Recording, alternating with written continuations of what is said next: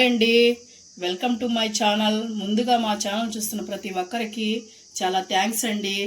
ఈ వీడియో కనుక ఎవరైనా కొత్త వాళ్ళు చూస్తున్నట్టయితే వెంటనే సబ్స్క్రైబ్ చేసుకోండి. ఈరోజు అయితే వెజిటేబుల్ పలావ్ చేస్తున్నానండి. చూడండి ఎంత పొడి పొడిగా వచ్చిందో రైస్ అయితే. ఇదైతే నేను మసాలాలు కారాలు ఎక్కువ వాడకుండా మైల్డ్గా చేశానండి. పిల్లలు కూడా హ్యాపీగా తినొచ్చండి. ఇది మీరు వీడియో అయితే చివరి వరకు చూడండి. మీకు లేకపోతే స్కిప్ చేస్తే మాత్రం మీకు అర్థం కాదండి. అందుకని చివరి వరకు చూడండి. మీకు నచ్చితే లైక్ చేయండి, షేర్ చేయండి, సబ్స్క్రైబ్ చేయండి. ముందుగా ఉల్లగడ్డలు అయితే తీసుకున్నానండి. బీన్స్, క్యారెట్, ఇవి వచ్చేసి జాపత్రి, బిర్యానీ ఆకు అవి తీసుకున్నాను. ఆనియన్ ఒకటి కట్ చేసి పెట్టుకున్నాను. 5-6 పచ్చిమిర్చి తీసుకున్నాను. ఒక టమాటో తీసుకున్నాను. పచ్చి బఠానీలు లైట్గా ఉడకబెట్టుకున్నానండి, హాఫ్ బాయిల్డ్. తర్వాత బిర్యానీ రైస్ అయితే కడిగి నానబెట్టుకున్నానండి 2 గ్లాసులు. నేనైతే బాండ్లు పెట్టుకొని ఆయిల్ అయితే వేసుకుంటున్నానండి. ఒక 2 టేబుల్ స్పూన్లు ఉంటుంది. ఇప్పుడైతే 1 స్పూను నెయ్యి అయితే వేసుకుంటున్నానండి.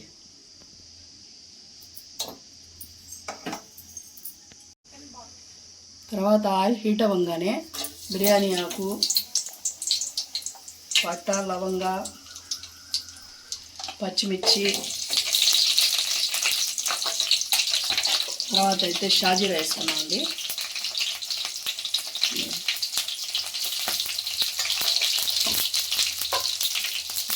ఇంకొంచెం వేగాక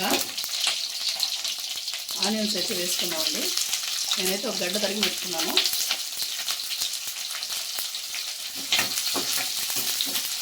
నేనైతే ఉల్లగడ్డ, బీన్స్ అన్నీ పచ్చిగా తీసుకున్నానండి. ఆయిల్లోనే కుక్ అయిపోతాయి అవి.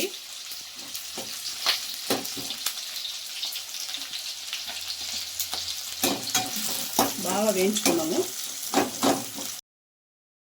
ఆనియన్ అయితే బాగా వేగిందండి. ఇప్పుడైతే టమాటా వేసుకున్నాం. ఇవైతే ఒకసారి బాగా కలుపుకొని ఇప్పుడు బీన్స్, క్యారెట్ వేసుకొని పచ్చి బఠానీలు కూడా వేసేసుకోండి ఈ టైంలోనే. తర్వాత ఉల్లగడ్డ నీళ్ళల్లో వేసి పెట్టుకోండి, లేకపోతే నల్లగా పోతుంది.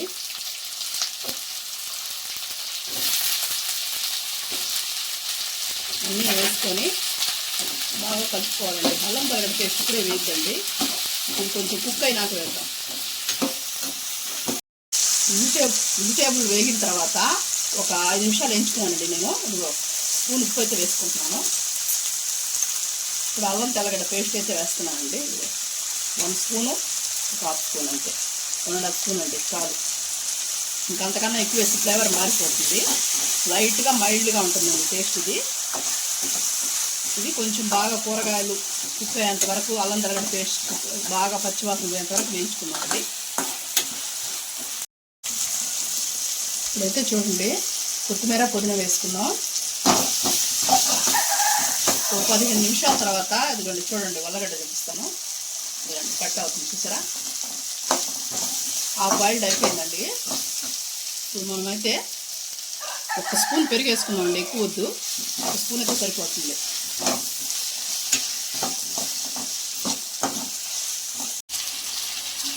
పెరుగు వేసాక ఇదిగోండి ఒక 1/2 టీ స్పూన్, ఇంకా తక్కువే ఉంటుందండి గరం మసాలా, సరిపోతుంది. ఎక్కువ వద్దు, ఘాటు ఎక్కువ అయిపోతుంది. మనం మైల్డ్గా ఉంటుంది కాబట్టి మనం చేసేది ఏమి వేయకండి. ఇప్పుడైతే మనం వాటర్ పోసేసుకున్నాం. నేనైతే ఈ గ్లాస్తో 1.5 గ్లాస్ రైస్ తీసుకున్నానండి. అందుకని నేను 3 గ్లాసులు నీళ్ళు పోసుకుంటున్నాను. గ్లాస్కు 2 లెక్కనండి నేనైతే పోసుకునేది. 3 గ్లాసులు పోసుకున్నానండి. ఉప్పు అయితే ఇందాకే ఒకేసారి వేసేసానండి నేను, సరిపోతుంది. అదే మీకేమైనా తక్కువ అయితే చూసుకొని మీరు వేసుకోండి. నాకైతే ఇది సరిపోతుంది. ఇవి తెల్లేటప్పుడు కొంచెం బాగా ఉడికిపోతుందండి. కొరవ మనం ఇందాక హాఫ్ బాయిల్ చేసాం కదండి, అవన్నీ ఇంకా బాగా నీట్గా ఉడికిపోతాయి.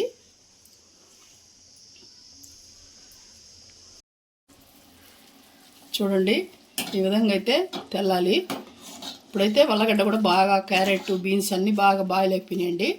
ఇప్పుడు మనం రైస్ అయితే పెట్టుకున్నాం కదా, కడిగి అవి అయితే వేసేసుకుందాము.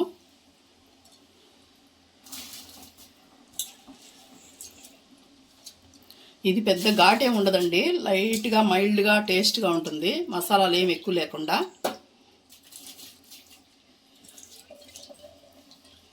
పిల్లలు కూడా తినొచ్చండి హాయిగా. ఇది ఒకసారి అయితే కలిపేసుకొని మూత పెట్టుకొని ఉడకపెట్టుకుందామండి. బాగా పొడి పొడిగా వచ్చేంత వరకు ఉడకపెట్టుకుందాము. ఇప్పుడైతే కొంతసేపు దాని తర్వాత మూత తీసుకోవాలండి. చూడండి అలా ఎక్కువ కలపద్దు, కలిపితే ముక్కలు అయిపోతుంది రైసు.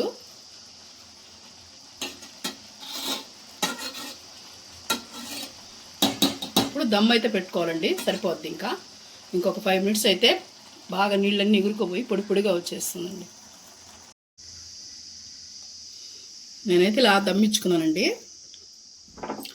అయితే చూద్దాం ఎలా ఉందో.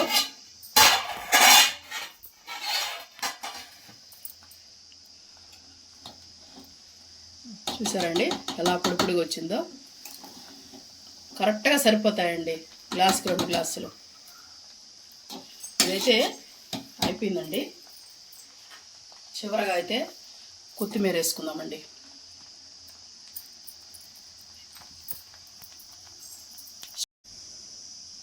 ఇది రెడీ అయిపోయిందండి. స్టవ్ అయితే ఆఫ్ చేసుకుంటున్నాను. ఈ వీడియో అయితే నచ్చితే మీకు లైక్ చేయండి.